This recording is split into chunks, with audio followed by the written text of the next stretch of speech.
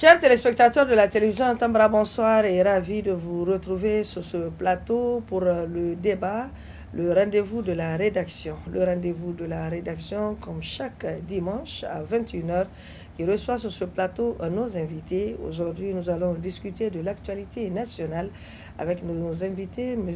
Son Allah Dambaji. Bonsoir, M. Son Allah. Bonsoir, madame. J'ai également à ma gauche M. Bourema Daouda. M. Bourema Daouda, bonsoir. Bonsoir. Nous allons avec vous parler, donc, comme je le disais, discuter avec vous sur l'actualité nationale. Et l'actualité nationale, comme vous savez, c'est dominé également par la grève des enseignants, chercheurs et chercheurs du supérieur, le SNEX, qui a déjà lancé son mot d'ordre de grève d'un mois. Nous allons parler également de la politique avec le MPR Jamouria qui traverse donc des problèmes aujourd'hui, qui gère aujourd'hui des problèmes au sein de ce parti, au sein donc du MPR Jamouria. Nous parlerons également, pourquoi pas, donc des élections de 2020-2021 et la déclaration de l'opposition politique, le FRDDR. Et pour terminer, pourquoi pas ne pas parler également de l'audit au sein donc du ministère de la Défense. Voilà, chers invités, le menu pour ce débat. Nous allons tout de suite avec vous, M. Son Allah, parler donc de la grève des enseignants, chercheurs et chercheurs du supérieur, le SNEX, qui a, comme vous le savez, depuis le mercredi, entamé une grève d'un mois pour tout simplement revendiquer les droits donc, de leurs militants, de ces militants. Alors, qu'est-ce que vous pensez d'abord de la grève? Est-ce que la grève des enseignants, du chercheurs et chercheurs donc, du supérieur est juste? Merci, madame.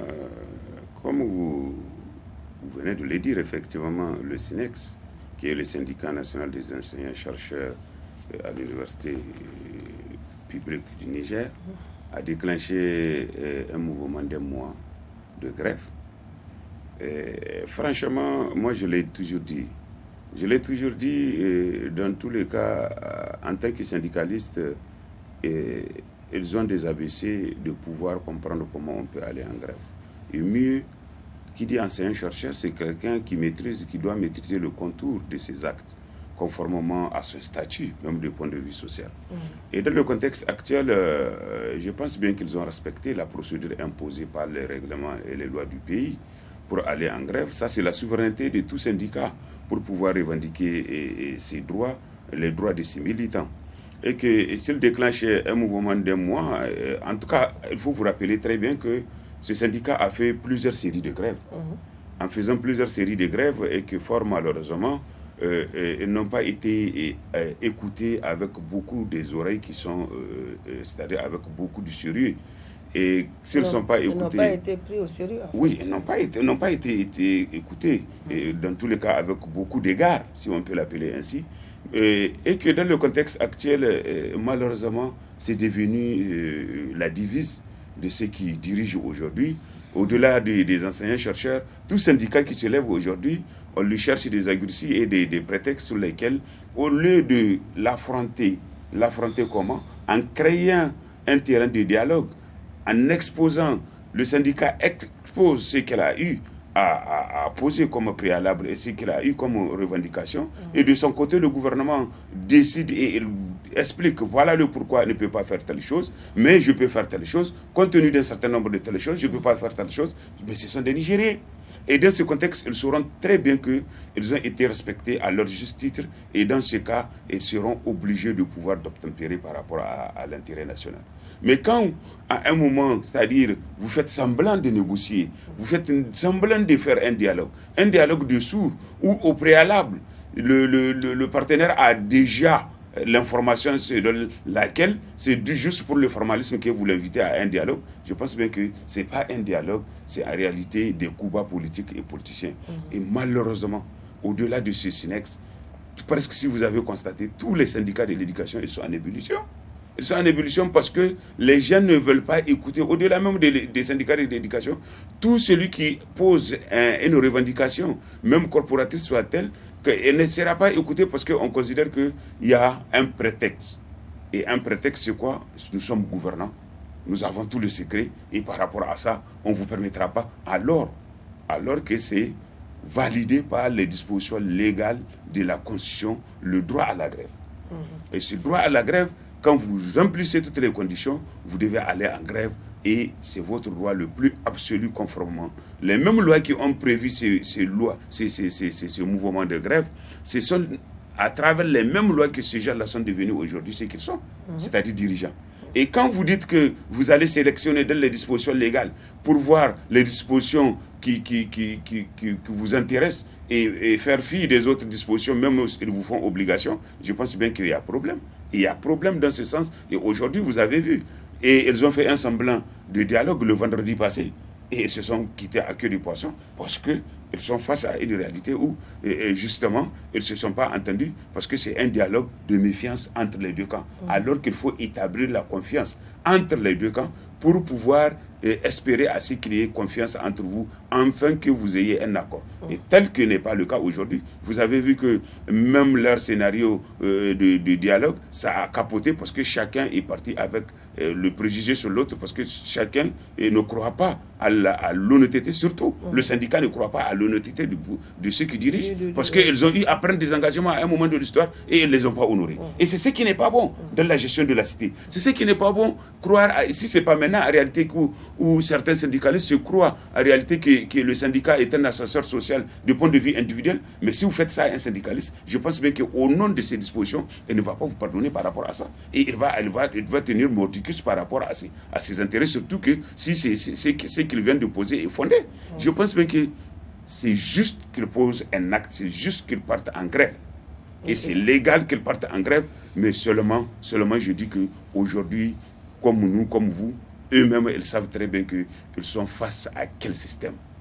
Un système impitoyable par rapport à l'intérêt national, parce qu'aujourd'hui, s'ils sont soucieux de l'intérêt national, ils peuvent dialoguer sincèrement avec les gens et pouvoir trouver un consensus. Et là, je pense bien que le SYNEX doit en tenir compte de cette réalité et de ne pas jeter en pâture les frères, de ne pas jeter en pâture leurs enfants qui sont ces étudiants. Et la majorité de ces étudiants, si vous faites l'inventaire, vous allez voir, il n'y a aucun étudiant issu de ces dirigeants qui sont là en train de nous diriger. Ils ont leurs enfants au Canada, ils ont leurs enfants en Europe, ils ont fait leurs enfants aux États-Unis, toujours sur le dos du contribuable, parce que c'est le contribuable nigérien qui les gère et qui gère leurs enfants. Donc, par rapport à ça, je pense bien que le SYNEX aussi doit revoir sa position, afin qu'elle se dise en réalité, elle a une responsabilité aussi historique, du point de vue de tenir compte de la réalité et du niveau et de l'appréciation de ceux qui nous dirigent. En réalité, le SYNEX doit éviter d'accompagner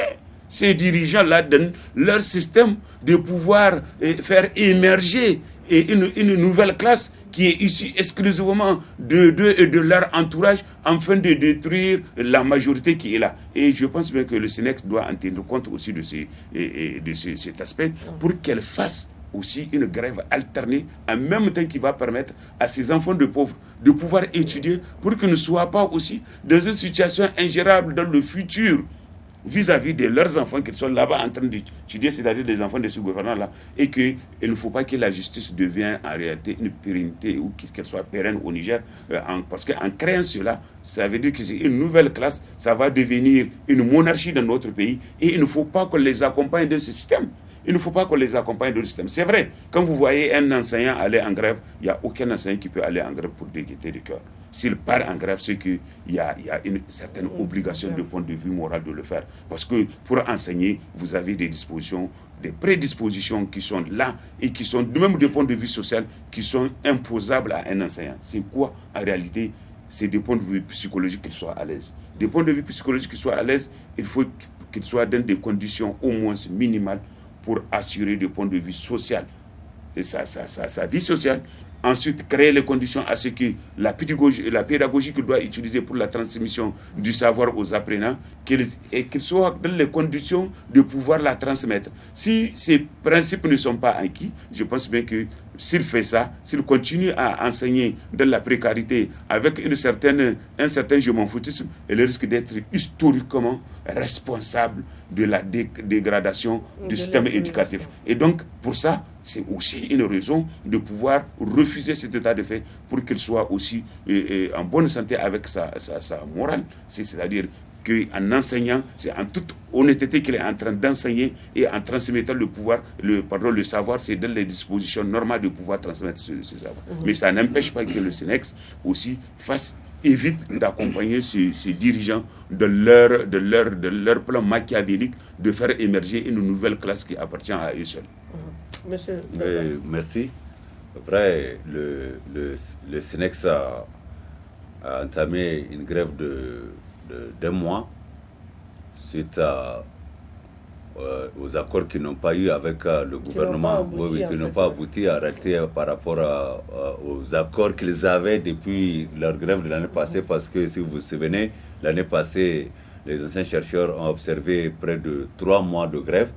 Ils ont fini vers la fin par signer un protocole d'accord et ils ont pris l'engagement de sauver l'année universitaire 2018 à 2019, ce qui a fait qu'ils ont prolongé l'année jusqu'en juillet et ils ont pu boucler l'année pour pouvoir démarrer l'année universitaire en cours.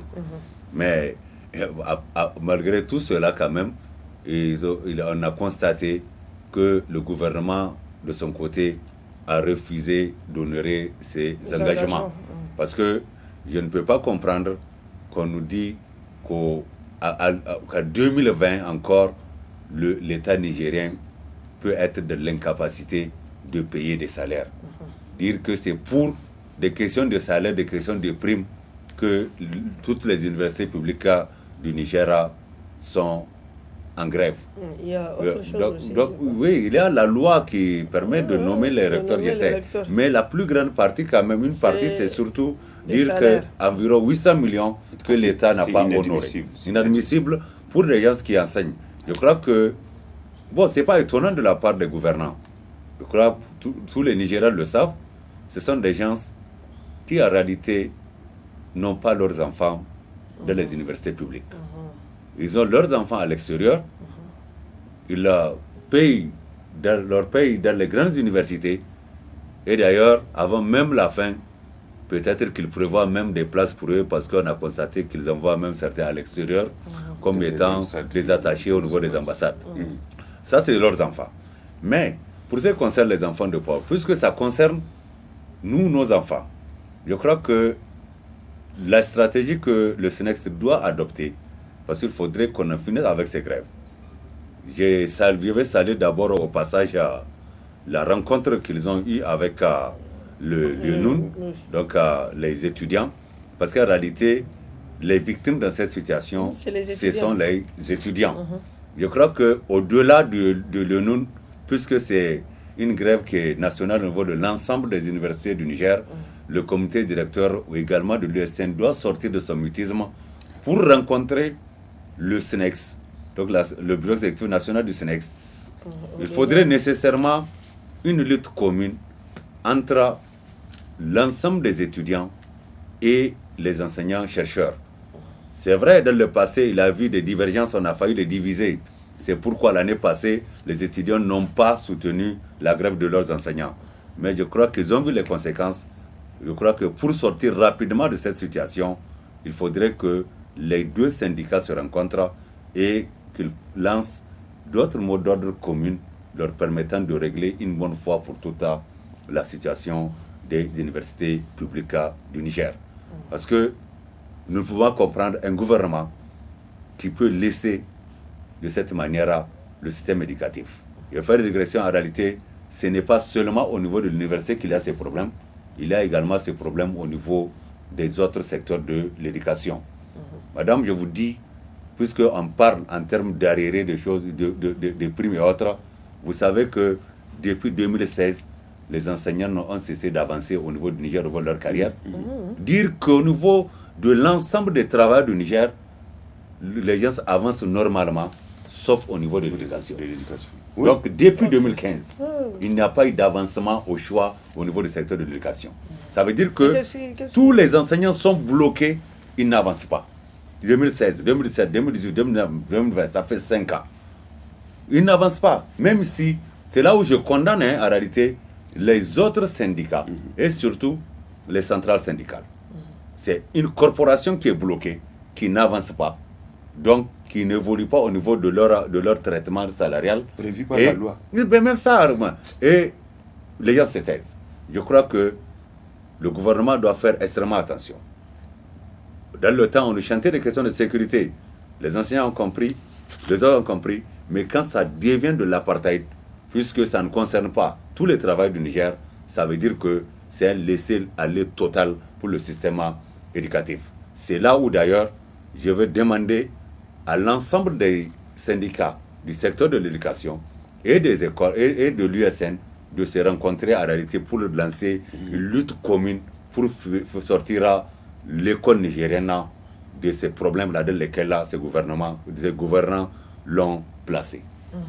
Ok, bon, donc maintenant, au-delà donc, des étudiants qui ont déjà engagé les pourparlers avec le SNEX, n'aurait-il pas d'autres personnes qui peuvent s'impliquer dans la résolution de cette grève?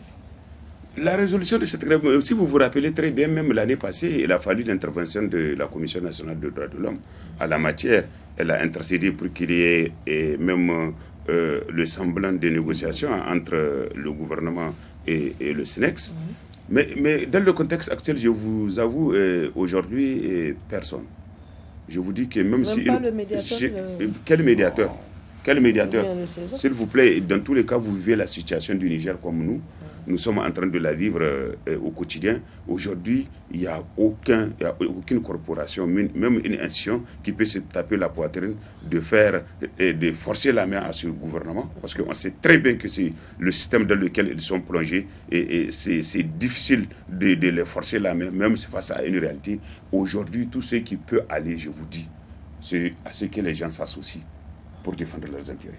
Qu'est-ce que j'aimerais dire aujourd'hui? Vous avez vu, et vraiment a effectivement soulevé la question des incidences par rapport aux avancements et autres. Vous avez bien, c'est de l'apartheid.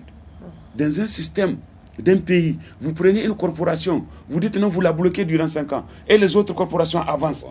Alors que c'est prévu par la loi, ils sont régis par la règle de la fonction publique. Vous le faites alors que les syndicats de l'éducation sont là, les centrales sont là, ils ne disent rien et vous voulez en réalité que les gens vous croient dans vos manières de pouvoir gérer. Il y a une certaine duplicité, il y a une certaine complicité, y compris de ces différents syndicats de l'éducation et de ces centrales qui hébergent ces gens. Mais ça ne les empêche pas. Ça ne les empêche pas de couper ces fonctionnaires à la source pour question des cotisations syndicales. Qui d'ailleurs, on sait très bien que la manière dont ça se pratique, c'est interdit par la loi. Parce que le salaire de la personne, c'est une propriété privée. Vous ne pouvez pas agir sans son consentement. Parfois, ils constatent. Les uns et les autres constatent de fait qu'ils ont été coupés. Tout ça là, il y a une certaine complicité en réalité qui ne dit pas son nom. Et je vous dis, aujourd'hui, le SNEX, ce que le SNEX doit faire, en tout cas, c'est d'élargir sa capacité de combat en associant aussi les syndicats de ces étudiants jusqu'au comité directeur et pourquoi pas aussi les structures de la société civile qui œuvrent dans le sens. Ils partagent les informations, ils doivent partager les informations avec ces structures et que les uns et les autres comprennent en réalité le pourquoi ils sont en train de le faire. Et je vous avoue en ce temps-là que c'est pas par gaieté de cœur au risque qu'on les salisse pour rien du tout, alors qu'ils ont bel et bien raison de leur combat. Il faut qu'ils soient ouverts et qu'ils développent la communication à tous ceux qui interviennent, à tous ceux qui participent aux différentes actions de sensibilisation. Et ça permettra de comprendre en réalité qui est ce gouvernement dans ses rapports avec ses partenaires. Et ça, je pense bien que c'est une action importante que le SNEX doit mettre. Au-delà du SNEX, tous les syndicats qui sont soucieux de défendre. Aujourd'hui, ce n'est pas le SNEX qui est en grève. Il y a d'autres syndicats de l'éducation qui sont en agitation. Mais je vous avoue qu'en réalité, et c'est des pourparlers forfelus qui sont engagés dans le sens où c'est juste un semblant de faire comprendre en réalité, dans le fond, on ne traite pas la question. Parce que le fond du problème, madame, je ne dis pas tous les syndicats. En dehors du SNEX, je sais que la majorité de ces syndicats-là, ils sont cooptés parfois. C'est des syndicats qui sont créés parfois par ces politiciens, juste pour assouvir le besoin politique et politicien dans le sens. Et c'est là où je parle de la complicité et de la duplicité. Et je pense bien que les fonctionnaires nigériens, ils doivent s'arrêter un instant pour comprendre en réalité qu'ils sont en train d'être grigés par une mafia interne qui se trouve dans leur corps et qui est utilisé de l'autre côté par leur partenaire, parce que le partenaire, il est de mauvaise foi. Donc, dans le sens où je comprends bien, aujourd'hui, quel que soit le syndicat qui va se soulever, regarde, maintenant, ils vont laisser. Si le SNEX ne continue pas à communiquer et elle ne communique pas de manière à outrance, ils vont tirer sur le temps pour pouvoir ternir l'image de ces enseignants, afin que tout le monde s'acharne contre eux. C'est la même chose quand vous prenez même la grève de Saman, ils ont empêché à ce que les gens comprennent le fond de pourquoi Saman est en train d'aller en grève. Ils ont embourbé ça, ils ont empêché ça. Et ils ont créé les conditions à ce que tout le monde conteste ce que Saman est en train de faire. Donc c'est des choses comme ça qu'il faut que les gens et les autres soient lucides dans ce pays-là. Parce que c'est une dérive. Hein.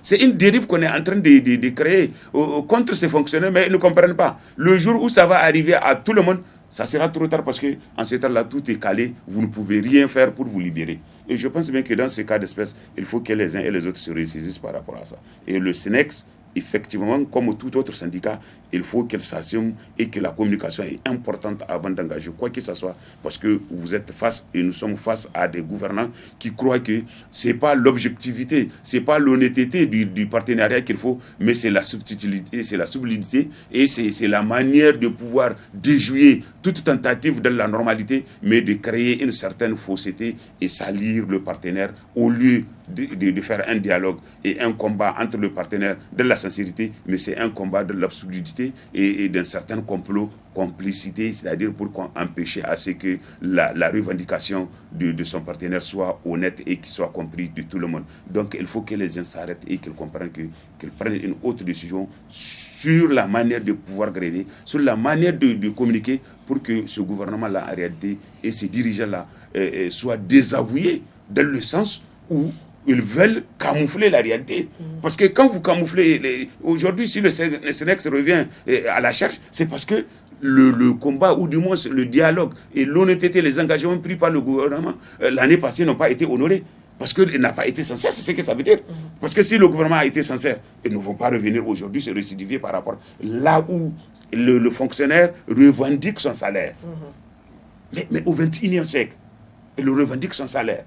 Mais c'est le comble en réalité, c'est extrêmement grave. Je pense bien qu'il faut que les uns et les autres, le SNEX, communiquent beaucoup et qu'elles communiquent avec qui de droit pour que les uns et les autres comprennent le pourquoi de leur mouvement. Et en ce temps-là, je pense bien que lui qui crée les conditions d'une certaine subversion de point de vue, compréhension de la chose, il sera désavoué au grand jour. Oui, donc on met un courage sur ça et on avance avec la politique, la déclaration donc du Front, le FRDDR a rendu public une déclaration la semaine pour exiger le départ donc du président de la République. Plusieurs griefs sont donc le président donc a plusieurs griefs aujourd'hui qu'on lui reproche, c'est la malgouvernance en quelque sorte, fait partie également donc de ces points. Est-ce que aujourd'hui une déclaration aujourd'hui du FRDDR peut faire fléchir le gouvernement dans sa décision de la marche actuelle? Vous savez, le gouvernement est en train de prendre. Nous avons une opposition qui a passé longtemps en train de dormir. Ah bon? Très longtemps. Il y a eu tellement de problèmes dans ce pays où on devait sentir les sorties publiques des partis de l'opposition, mais malheureusement, seuls les acteurs de la société civile sortaient pour décrier, pour montrer que telle ou telle décision sont à l'encontre du bonheur du peuple nigérien. Alors que normalement, ça devait être le rôle régalien de l'opposition. La dernière fois, quand même, le FRDDR s'est réveillé et a fait une déclaration pour aller jusqu'à demander le départ la démission du président de la République pour incapacité à faire face aux problèmes de ce pays. Bon, peut-être qu'ils l'ont juste dit, mais au-delà des déclarations, je crois que l'opposition ne doit pas faire déclaration et aller dormir. Elle doit être sur le terrain et poser toujours les vrais problèmes pour que le peuple comprenne les dérives qu'on est en train de faire. Et au-delà de ça, l'opposition, même si, pour employer les expressions fétiches des gouvernants, même si c'est une minorité, parce que c'est ça quand même leur expression fétiche, tout celui qui parle des minorités. Même si c'est une minorité, qui est également une minorité qui n'est pas de blocage au niveau du Parlement, au moins, ils ont quand même la possibilité, lorsqu'il y a les sessions, d'interpeller les ministres au niveau des dossiers les plus brûlants. Au moins au niveau des débats, ça peut permettre à la population de savoir qui a fait quoi par rapport à quoi. Même si, et ça permet également de voir le vrai visage de tous les députés, pour voir des députés qui peuvent voter même contre leurs propres intérêts. Parce que parfois, il y a des situations dans lesquelles, même si tu es avec le gouvernant, tu sais que ça là, c'est contre tes intérêts. On verra qui peut vendre sa dignité jusqu'à le faire. Donc, tout ça, ce sont des actions qu'ils pouvaient faire, ça les prend à la population. Au-delà de ça même, ils doivent également saisir, pour des faits bien déterminés, que de faire seulement des déclarations, saisir les autres institutions par rapport à certaines dérives. Ça peut permettre à la population de comprendre certaines choses. Et au-delà des simples déclarations ou des marches, l'opposition a également d'autres types d'armes. L'opposition peut également mobiliser à travers leur communication la population. Leur minorité. Leur propre minorité et avoir d'autres personnes, même qui sont dans les majorités. Parce que, on a l'habitude de le dire, même si on parle de majorité et de minorité, je crois qu'on fait juste ça par rapport à ceux qui sont au niveau de l'Assemblée. Aucun parti, on a l'habitude de le dire, ne connaît exactement qui sont ces militants. Nous avons, depuis que la démocratie a commencé dans ce pays, nous sommes au Niger. Ça s'est passé avec nous et on sait qu'il y a beaucoup de Nigériens. Et surtout, ce ne sont même pas les analphabètes d'abord, c'est tous ceux qu'on appelle intellectuels. Ils sont toujours avec le pouvoir. Ils ne sont pas avec un individu. Je crois que ce régime est mieux placé pour le savoir. Puisque les mêmes individus qui hier étaient avec l'ancien président Tanja et qui étaient les vrais chantres du Tazarché. Les vrais chantres du Tazarché, ce sont les mêmes qui sont devenus les plus grands supporters de la Renaissance. Les Nigériens n'ont pas la mémoire courte. Alors, ça veut dire que moi, ces genres d'individus, je les considère tout simplement comme des griots ou des fous du roi. Parce que ils sont en train de prendre les Nigériens pour ce qu'eux-mêmes ils sont. Donc, c'est ça, même si vous êtes en minorité, c'est ça là qui peut permettre de galvaniser. Parce qu'on sait, dans tous les cas, même s'ils demandent ça, ce n'est pas ce qui va pousser un président à démissionner. Et la réaction a suscité leur intervention a suscité d'autres réactions.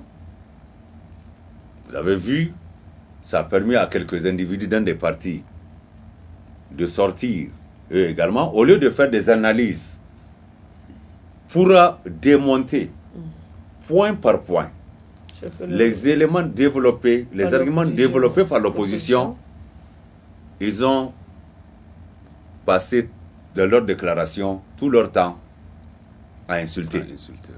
Et moi, ça me fait mal quand on dit que ce sont des leaders politiques, ou certains sont même des ministres, qui peuvent faire sortir certaines insanités, et de manière publique, parce que c'est au niveau de la presse, au niveau national et international.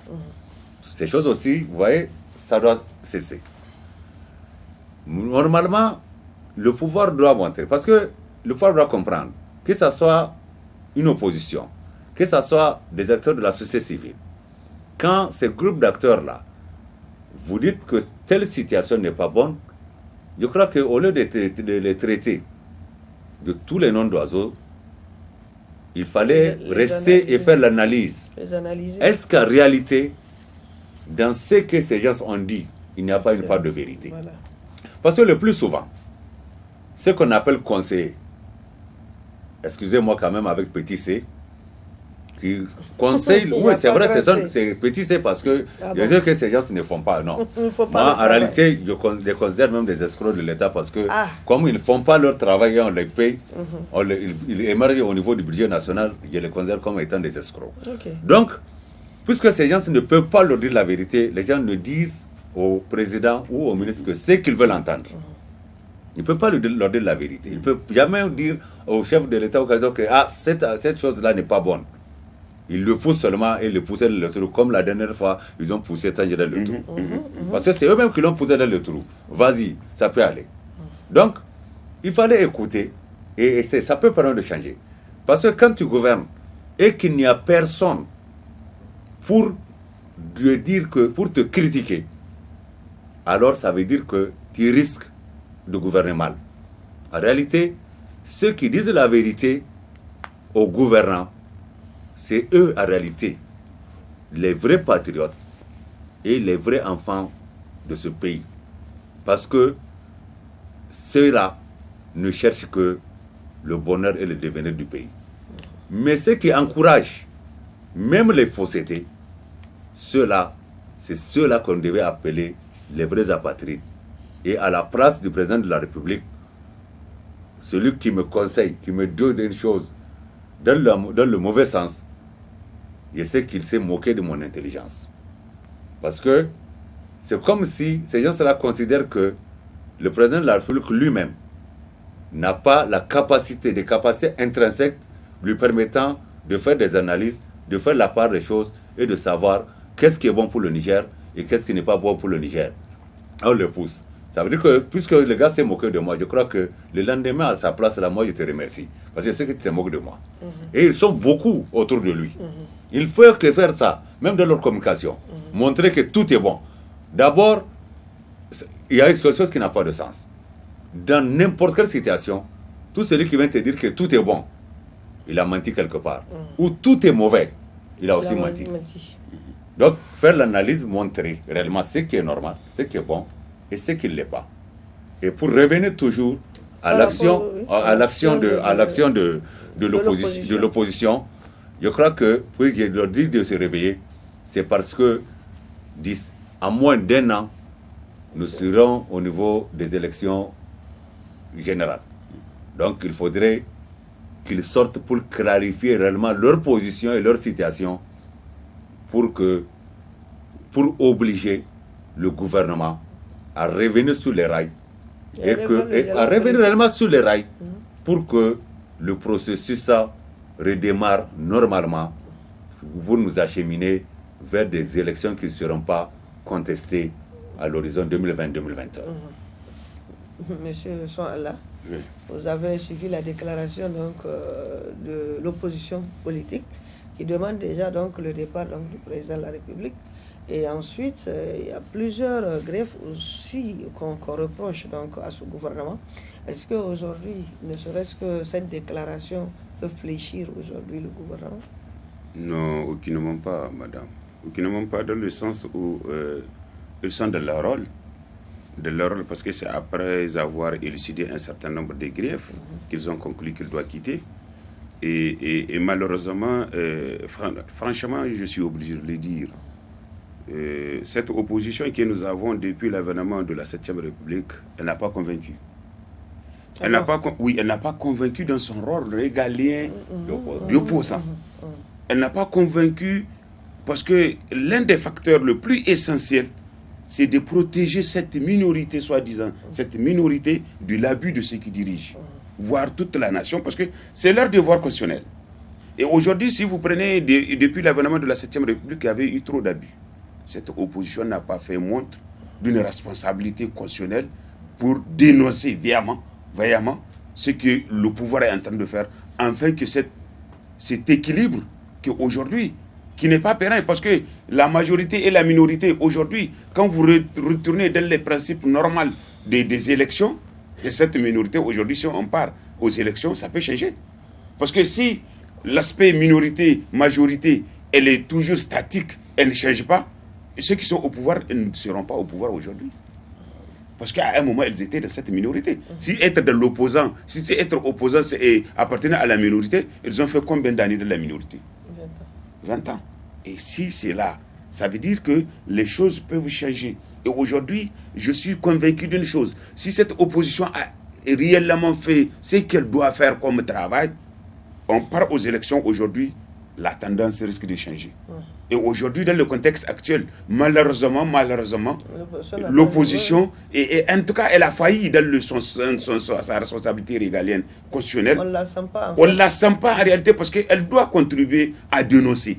Elle doit dénoncer parce que c'est prévu par... Elle dénonce avec tous les arguments nécessaires, avec tous les principes, avec en réalité tous les armements nécessaires prévus par la loi. Et en ce temps-là, ces gouvernants auront en face d'eux une opposition qui va les empêcher de faire des abus. Aujourd'hui, ce système a fait trop d'abus.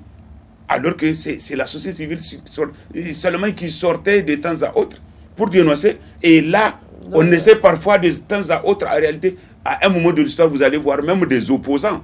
Quand cette société civile les dénonce de leur travail, ils sont mal vus par cette opposition. On dirait qu'en réalité, vous ne sentez pas. Vous sentez en réalité au fond. Au fond, moi, je suis arrivé à un moment où de conclure que cette opposition-là, est-ce qu'elle n'est pas en connivence avec ceux qui dirigent? Franchement, parce qu'elle ne joue pas son rôle. Elle ne joue pas son rôle aujourd'hui. Le fait de se taire trop longtemps. Le fait de se taire, mais c'est une violation de leur responsabilité. Ils ne respectent pas leur responsabilité constitutionnelle.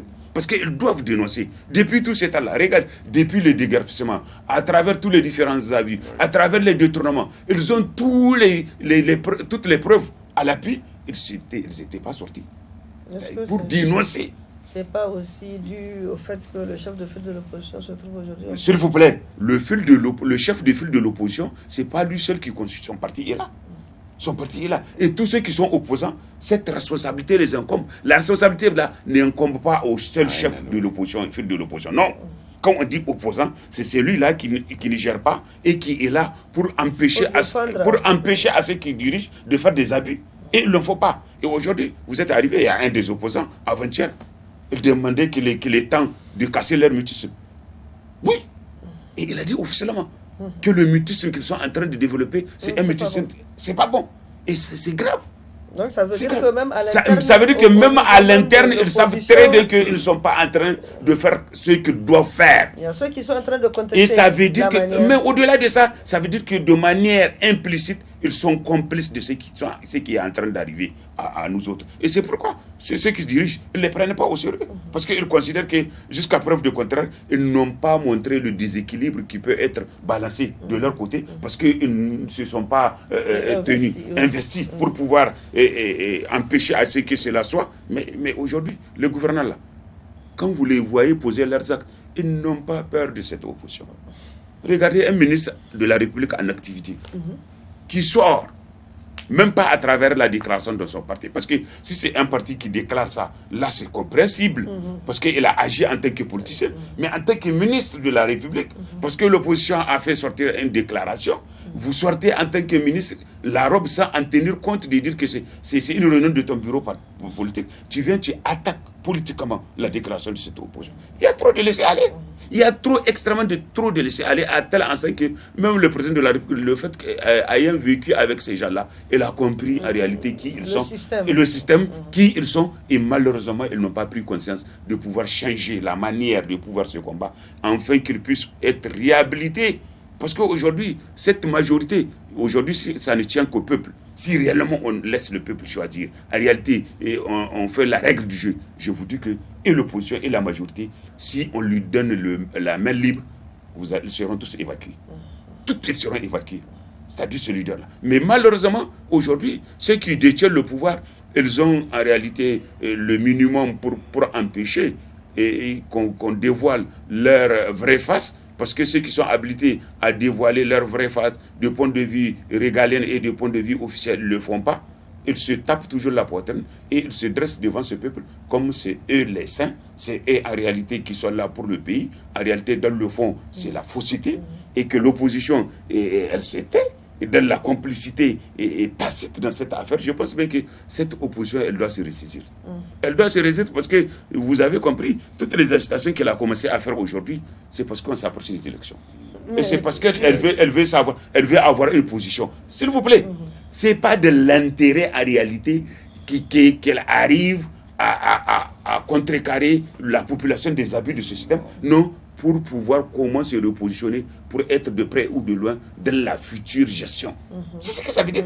Et dans ça, je pense bien qu'il y a une certaine manie de pouvoir tromper le peuple et ce n'est pas du tout intéressant, madame. Et l'opposition, en tout cas, elle a intérêt à se ressaisir avant qu'il soit tard. Parce que dans le processus actuel, Bourem, je vous avoue que si c'est dans ces conditions-là qu'on va aller, elle ne peut rien imposer à ce gouvernement. Parce qu'elle a été démystifiée. Elle a été démystifiée. Quand elle ne change pas, aujourd'hui, si elle ne change pas la manière de lutter, et on ne dit pas de mettre le feu au pays, mais de respecter ce que la loi lui a imposé de faire, quand elle le fait en toute transparence, conformément aux lois et règlements du pays, elle va avoir ses militants derrière elle. Je suis sûr que ceux qui sont là, et à un moment, Bazoum l'a dit, c'est un équilibre de force qu'on doit faire. Et malheureusement, elle a abusé en comparant cette situation du Niger à celle du Togo. Malheureusement, parce que c'est malheureusement. Tellement qu'ils se sentent forts, cette majorité se sent fort face à cette opposition. Elle l'invite même à faire du vacarme. Regardez. Donc c'est ça en réalité, madame. Dans ça, il faut qu'on se dise les quatre vérités. C'est-à-dire la classe politique nigérienne, de l'opposition, comme de la majorité, ils doivent se ressaisir. Parce que ceux qui ont le pouvoir là, ils n'ont pas d'amis. Hein. Ils ont que des intérêts. Aujourd'hui, la preuve est là. Ceux qui hier étaient avec eux, ils les défendaient, même jusqu'à aujourd'hui, ils les défendaient. Ils sont en train de les disséquer un à un, en prélude aux prochaines élections. Et on sait très bien que dans le contexte actuel, quand il s'agit de faire les élections, d'abord, c'est individuellement, les partis vont se cogner. Et dans ces cas d'espèce, il faut qu'ils comprennent. Ce n'est pas en jouant le jeu d'un parti politique, parce que tout parti politique qui est créé, c'est dans le sens de conquérir le pouvoir et de l'exercer. Mais si vous dites que vous allez toujours créer les conditions à ceux qui sont au pouvoir de continuer et de leur donner le flanc et de leur donner les conditions, de les créer des conditions pour qu'ils puissent continuer à gérer paisiblement, vous contentez des strapontins qu'ils vont vous jeter. J'ai dit que là, je pense que personne ne va en pâtir à leur situation. Ils doivent agir en tant que ceux-là qui ont créé ce parti pour conquérir le... Ce n'est pas une honte. Aujourd'hui, se demande le départ du président de la République. C'est clair. Et la chaise là, chaque parti, s'il est créé en tant que parti politique, il la convoite. Et c'est clair. Et c'est de bonne guerre qu'elle demande le départ en basant de ces arguments qu'elle a eu à exposer. Et par rapport à ça, je pense bien elle est dans son rôle. Ce n'est pas quelque chose d'extraordinaire ou quelque chose de mafieux. Dans ce pays, on l'a vu. Les gens ont fait une déclaration. Le lendemain, on a tué un président de la République. Et aujourd'hui, ils sont là. Et les gens n'oublient pas. Les gens n'oublient pas. Hein. Il faut que les uns et les autres comprennent. En réalité, tout ce qui se passe, et les gens ne sont pas cons à telle enseigne qu'ils oublient les péripéties de chacun, pris individuellement d'abord, ensuite par parti politique, et ensuite par groupement des partis politiques. Donc les Nigériens, il ne faut pas qu'ils prennent des Nigériens comme des abrutis, des cons. Les Nigériens comprennent parfaitement ce qui se passe et qu'ils doivent craindre le tribunal de l'histoire. D'accord. Et monsieur Bourem Daouda, dans ces conditions, quelle élection pour le pays? Avec une opposition où vous venez de dire à l'instant, en train de dormir. Vous savez, la malgouvernance les deux sont dans des calculs politiques. Il y a le gouvernement par rapport à l'ensemble, disons le gouvernement par rapport à l'ensemble des griefs que l'opposition et même certains acteurs ont eu à faire par rapport au processus électoral. Le gouvernement est en train de jouer à l'usure. Arrêtez, le gouvernement est en train de jouer à l'usure. Vous avez vu, le gouvernement a fait semblant. Arrêtez de convoquer un dialogue des leaders politiques donc simulacre. Et les conditions ont été créées pour que le dialogue ne puisse pas avoir lieu. Il y a eu des mésententes au niveau, à l'intérieur des groupes, ce qui fait que des groupes-là n'ont pas pu donner leurs représentants. Et même des représentants qu'on a donnés, il y a certains qui sont sortis pour contester. Ça veut dire qu'au niveau même sur le plan formel, il y a un problème qui se pose. Donc pour le gouvernement, c'est jouer à l'usure, aller jusqu'aux séances et nous imposer.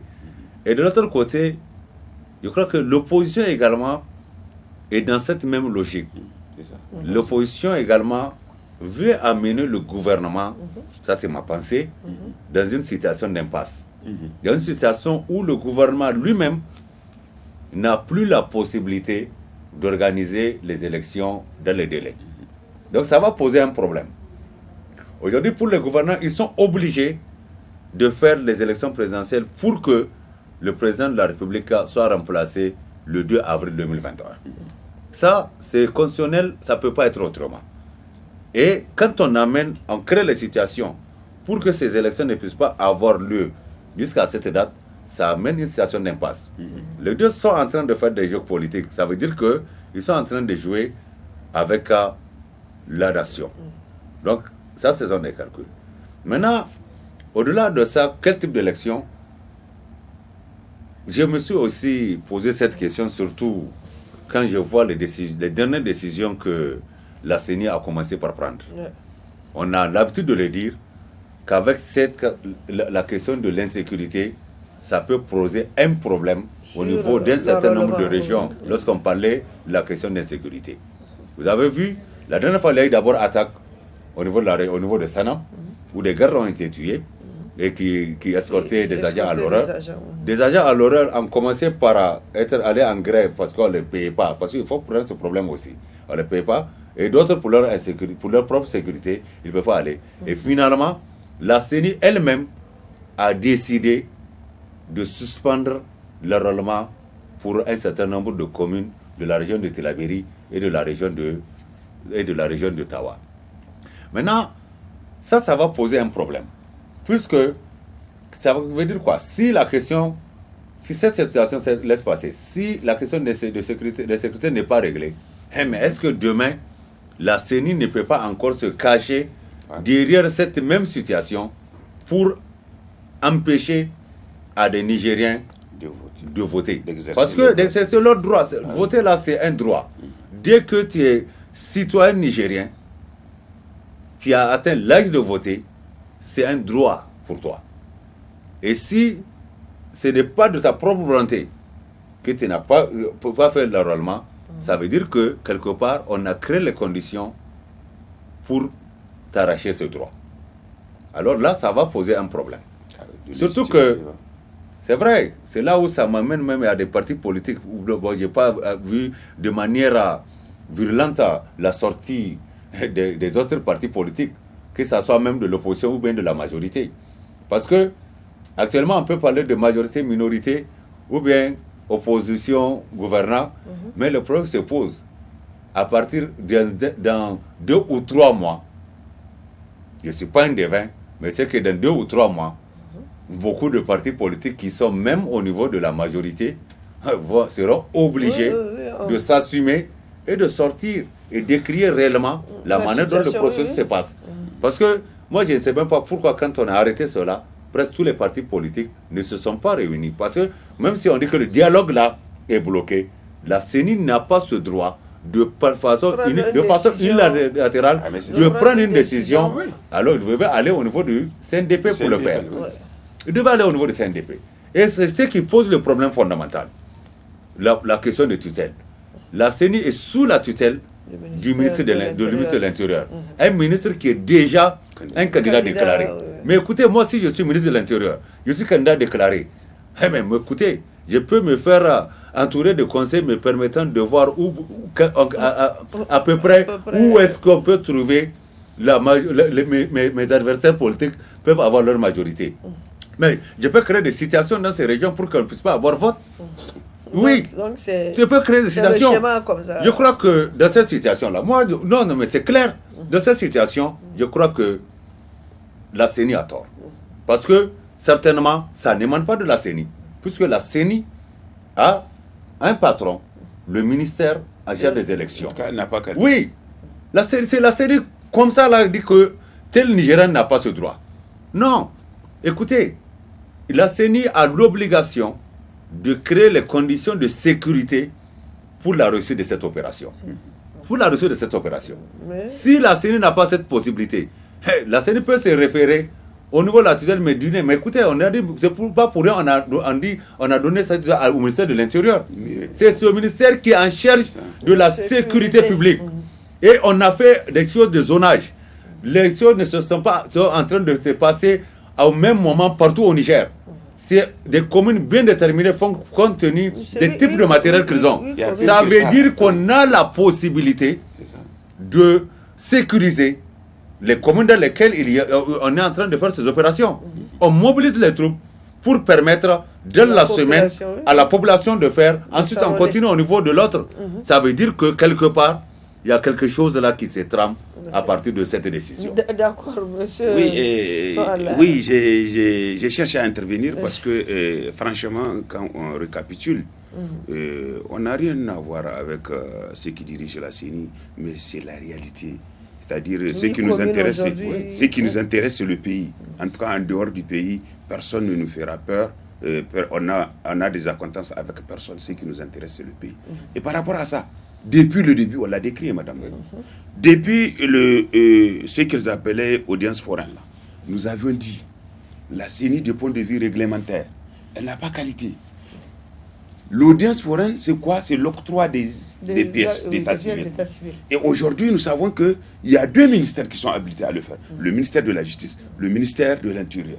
Nous avons dit, même de l'autre CENI, quand ils ont eu le financement, ils ont donné ça au ministère de la Justice, de concert avec le ministère de l'Intérieur. Ils ont fait cette audience foraine pour octroyer. Mais quand je vois une CENI qui est habilitée à organiser des élections, elle se jette dans la gestion de ces audiences foraines.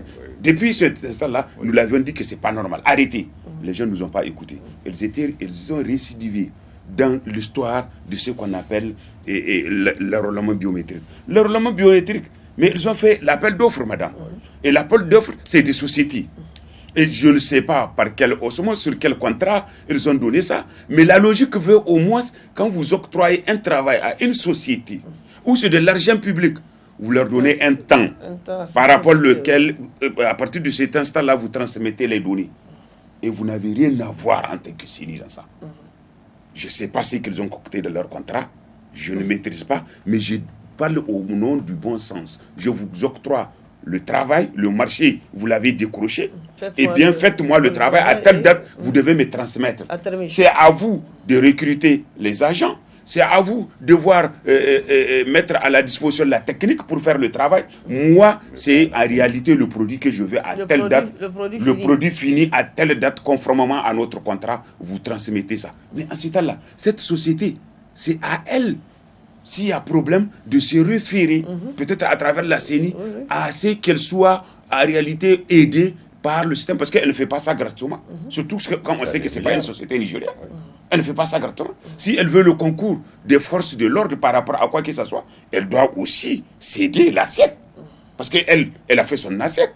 Et c'est conformément à cette assiette qu'on lui a octroyé le marché, eh bien, elle doit revenir, créer les conditions, c'est qu'il y ait un travail honnête. Mais quand vous voyez, depuis le début de l'enrôlement, ce qu'ils ont prévu, même du point de vue matériel, des ordinateurs, une grande partie est transformée en tablettes, qui, dans les investigations des partis politiques, ils ont dit que c'est des tablettes parfois qui ne fonctionnent même pas. Et dans ça, vous créez les conditions à ce que les gens contestent un travail au préalable, qui est à la base, en réalité, du futur du pays, du point de vue politique. Je dis qu'il y a problème. Et dans ce cas d'espèce, je pense même que la CENI doit faire extrêmement attention dans ce qu'ils sont en train de faire. Et elle doit se conformer en réalité aux dispositions légales qui la régissent. Donc on sait très bien que depuis son installation, depuis sa formation, c'est une CENI qui a été contestée et qui est contestée de la manière de la mettre, de sa mise en place. Et je pense bien qu'elle doit être, ceux qui dirigent la CENI doivent faire extrêmement attention de ce qu'ils sont en train de faire. Parce que quand ils viennent décréter ce qu'il y a telle commune, on suspend, alors qu'ils savent que la procédure, c'est de dire, de rassembler, même si l'opposition ne participe pas, ils convoquent Il demande au président du CNDP de convoquer le CNDP. Les partis politiques donnent leur point de vue. Ils disent effectivement par rapport à telle chose, ce sont nos militants. La situation ne permet pas de faire ça. Donc nous vous donnons l'autorisation d'arrêter ça en attendant qu'on voit clair dans cette situation de concert avec le gouvernement. Mais pas elle. De manière unilatérale, elle décrète ces genre de choses. C'est quelque chose de point de vue pratique qu'on constate qui n'est pas ça. Et je pense qu'il faut qu'il nous exempte. Il faut qu'il nous évite vraiment de ce qu'on voit se dessiner à l'horizon, parce que notre pays en a trop souffert, on a d'autres contingences, surtout sécuritaires, on l'a toujours dit depuis le début, il faut faire extrêmement attention. Unissons-nous, on a une contingence sécuritaire, il ne faut pas nous amener une autre situation qui risque de déboussoler en réalité le caractère républicain de notre pays. Il faut éviter ça. Mais les gens persévèrent dans le système parce qu'on sent qu'ils sont obnubilés à ce qu'il y ait l'acquisition ou le maintien du pouvoir, ou bien ils veulent coûte que coûte conquérir par tous les moyens le pouvoir. Je pense bien que ça, c'est pas une bonne chose. Il y a quand même Kishinkasa qui a dénoncé. Mais c'est ce que je suis en train de dire. Mais c'est le seul parti qu'on le veut ou pas, c'est le seul parti qui a dénoncé et qui a écrit aux partenaires pour attirer leur attention. Et c'est ce qui a provoqué même le simulacre de ce dialogue. Le simulacre de ce dialogue qui, jusqu'à preuve du contraire, nous avons constaté dans les faits que c'est un bébé mort-né. Donc je pense bien que dans ces cas d'espèce, il faut que nous conditionnions la classe politique.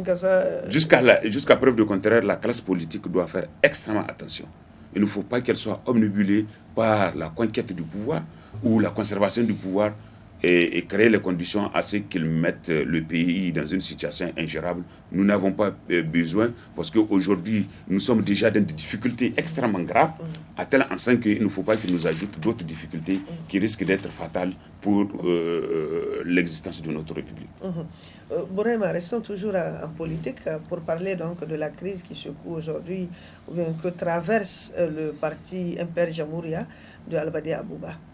Nous savons qu'après le feuilleton Amadou Salifou, voilà qu'une déclaration au niveau donc, de Zender, l'Imper Jamhouria de Zender, à la tête Alama Oumarou, a fait une déclaration, pour tout simplement se dissocier en fait du président, retirer la confiance donc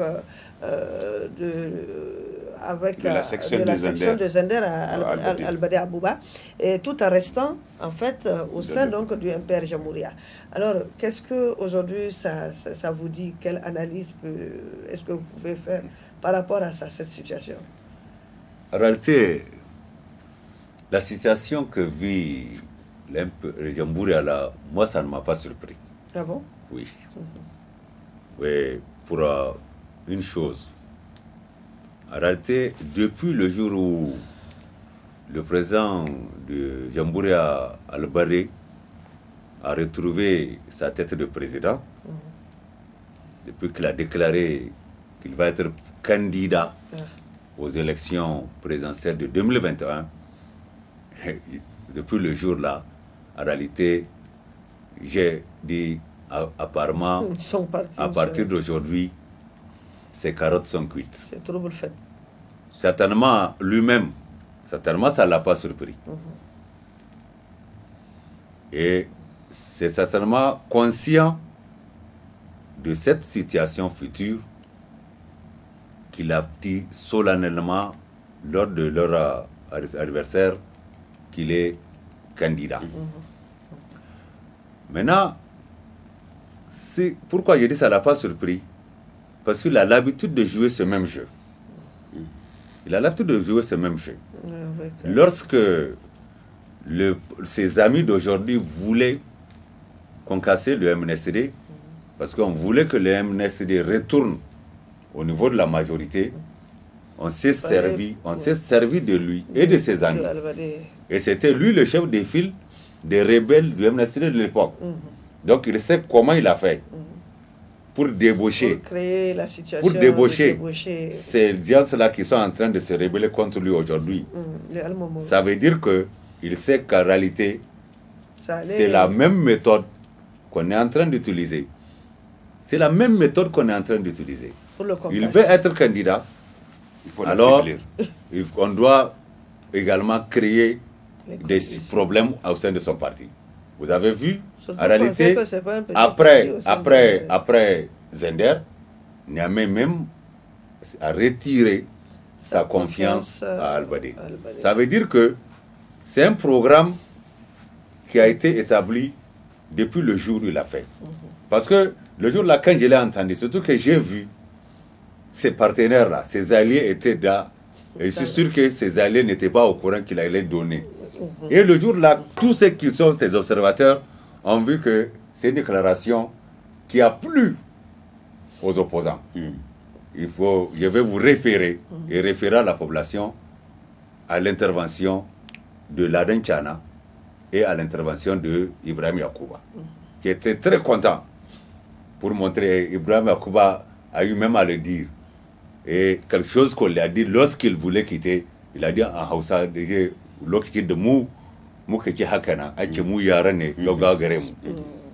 mais vous l'avez fait maintenant et ce n'est pas trop tard. À partir de là, c'est un défi. Je crois que ceux qui sont au pouvoir ne peuvent pas laisser tranquille. Mais ceux qui sont en train de faire ce jeu, quand même, n'ont qu'à faire extrêmement attention. Ils ont vu, ils ont trahi l'amnistie pour aller là-bas. On est en train de se servir de pour créer d'autres choses. Si on tape Albadé aujourd'hui, ça veut dire que demain, là, eux-mêmes, on peut les taper. Parce que, en tout cas, c'est vrai, on dit qu'il n'y a pas de morale, peut-être en politique. Mais, en tout cas, le parti au pouvoir, le seul président de la République, doit quand même réfléchir avant de jouer ce coup au président Albadé. En 2013, en réalité, c'est en réalité, moi, je suis un observateur de ce qui se passe au niveau sur la scène politique. En 2013, lorsqu'il y a eu le divorce entre le PNDS et l'Umana, à cette époque, l'MNSD était à l'opposition. Si Albadé n'avait pas pu débaucher un certain nombre de députés du MNSD et rentrer en rébellion contre le MNSD, dès 2013, il se serait en cohabitation. Ça veut dire que qui a sauvé le régime à l'époque, c'était Albadé. Mais si on le remercie de cette manière, alors là c'est grave. Je me demande, mais et les autres partis politiques qui n'ont pas joué un rôle aussi important que Jambouria, qui sont encore là-bas là. Si on a fait ça à Albadé, ça veut dire que eux là, on va les crucifier.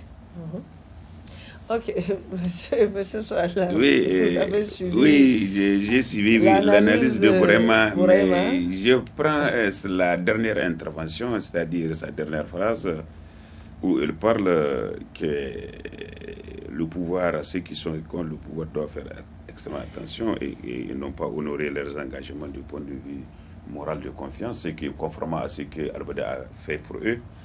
Mais ils savent très bien ça, vraiment. Et ils savent ce qu'ils font.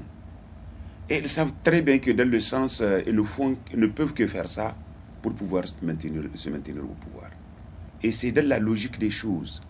Aujourd'hui, le problème de nos partis politiques, c'est que les leaders, les militants et les soi-disant grands militants, ils n'ont pas de conviction. Ils n'ont que des intérêts mesquins à sauvegarder. Aujourd'hui, quand vous prenez le retrait des différentes confiances face au président Albadé, ça c'est ce qu'on appelle le gangantérisme politique. Parce que la procédure est même baisée.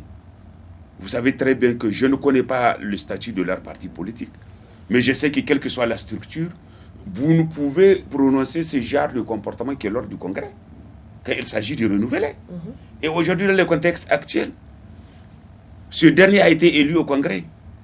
Et aujourd'hui, c'est soit vous quittez le parti, soit vous restez, mais vous n'avez pas qualité dans le fond de retirer la confiance que le Congrès lui a octroyée.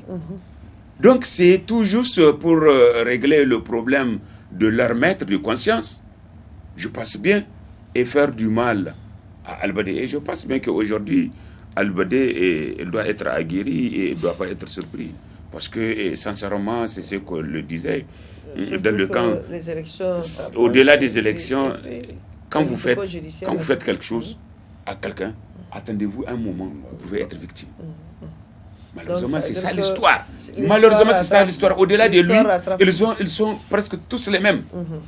c'est-à-dire cette classe politique, madame. Ils sont presque tous les mêmes. Et c'est pourquoi ils sont toujours surpris par leur mauvais comportement de leur vie en politique. Parce que les uns et les autres ne prônaient pas l'idéologie de leur parti politique.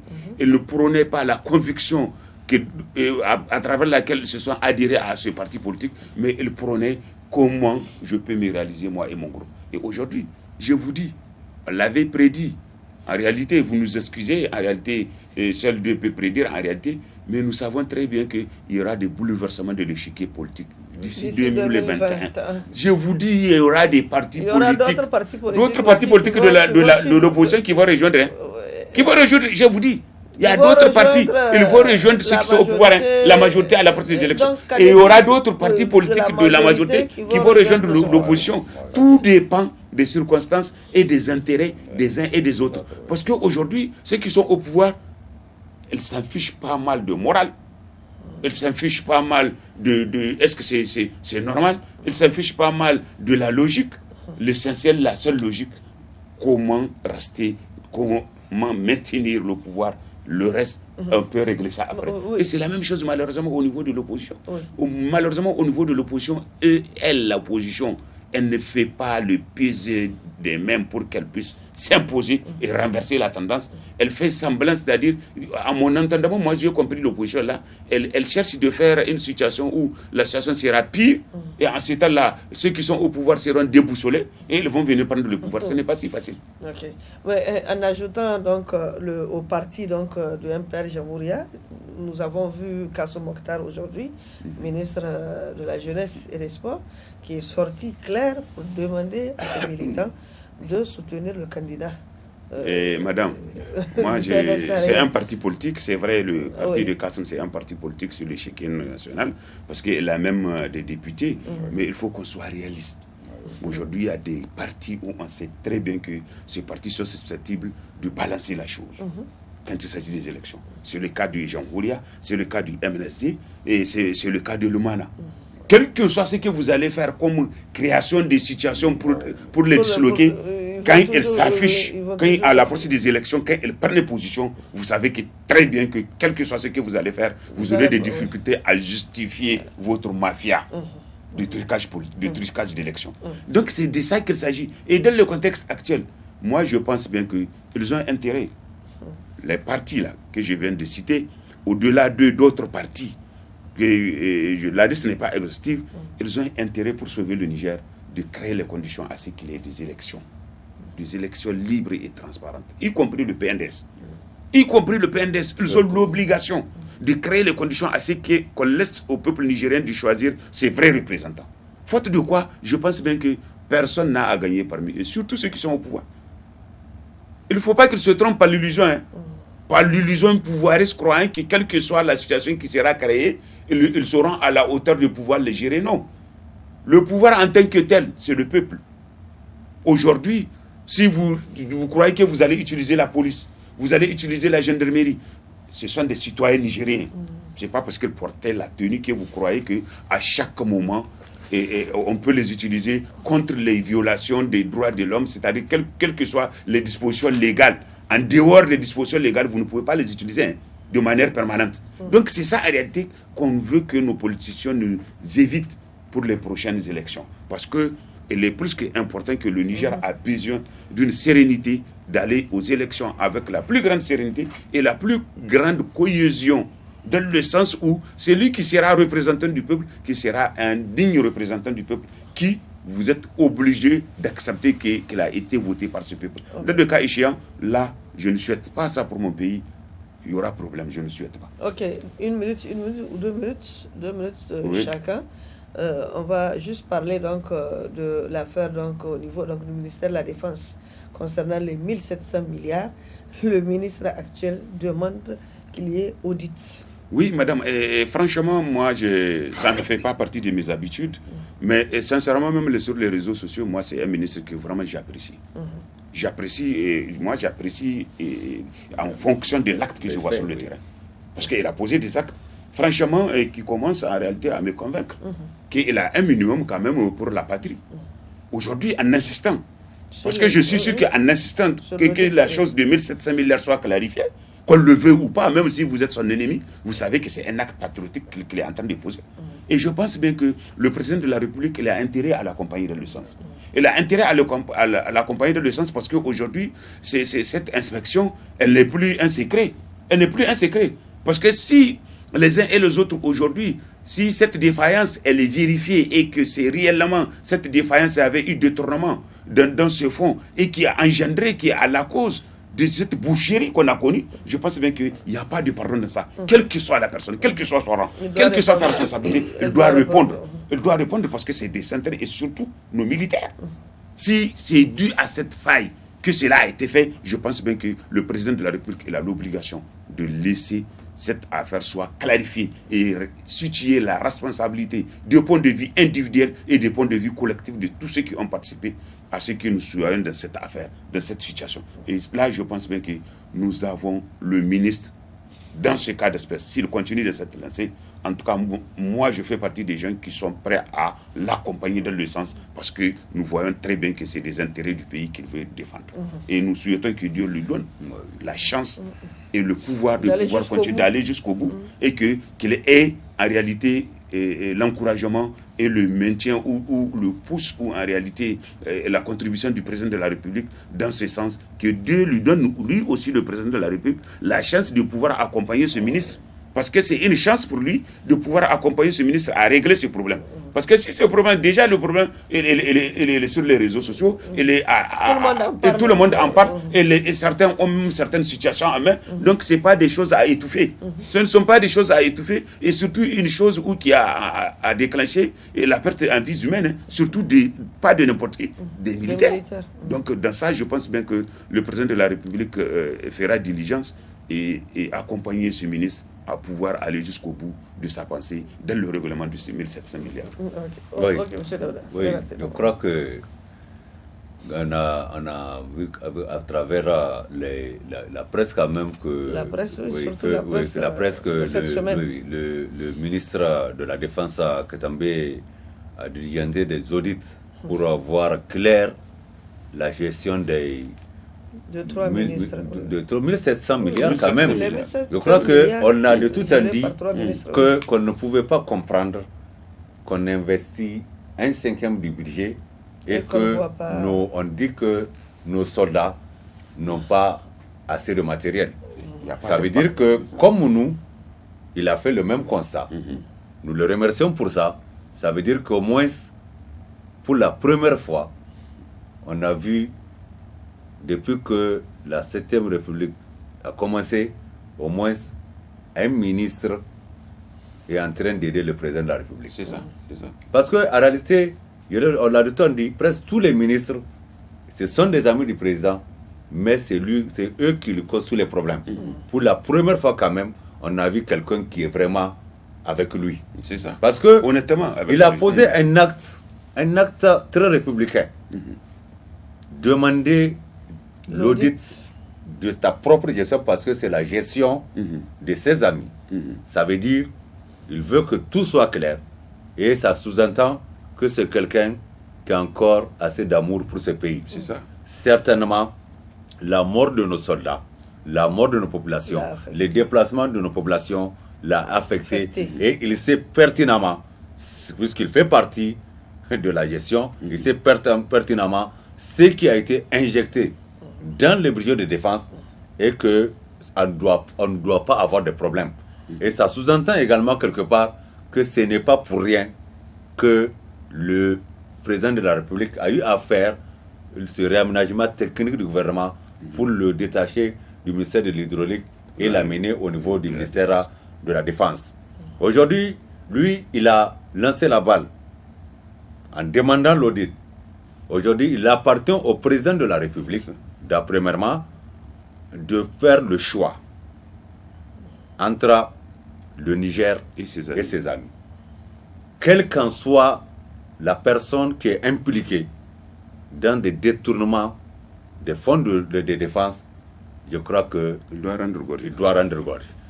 Et c'est l'occasion également de lancer un appel même à la population, d'apporter leur soutien à ce digne fils du pays. C'est clair. Parce qu'il a posé un acte qui est républicain. Il veut voir clair. Il veut qu'on ramène ces sous-là pour équiper nos armées. Alors, la population doit être derrière le ministre Katambe. Peut-être que s'il a le soutien de la population, le soutien du président de la République, ça veut dire que qu'on le veuille ou pas, l'audit va aboutir, le pays va être dans ses droits, nos armées seront mieux équipées et nous allons finir définitivement avec cette question de sécurité. Voilà, donc merci. Chers téléspectateurs, nous arrivons donc à la fin de ce débat. Le rendez-vous de la rédaction, qui a traité de l'actualité. Je remercie ici sur ce plateau nos invités. Monsieur Son Allah, merci. Merci véritablement pour votre contribution. Merci à vous également, Monsieur Daouda Bouraima, pour la contribution que vous ne cessez d'amener sur ce plateau. Voilà, donc bonsoir également à Monsieur Abdelkarim Diwan. On lui dit bonsoir, parce que là, il est à Tillabéri. Peut-être qu'on fera un tour à Tillabéri avec le plateau du débat de la rédaction. Ça sera tourné au niveau de Tillabéri. J'en suis sûr. Pas de liquidation. Il ne faut pas liquider mon frère. Non, je ne suis pas en train de le liquider. Il ne faut pas agir un peu. Un Maori qui se trouve de l'autre côté à Tillabéri, mais c'est déjà une chance. C'est une chance pour lui. Voilà, donc merci vraiment. Merci à vous, véritablement. Merci, et on se retrouve la semaine prochaine. Inch'Allah. Okay.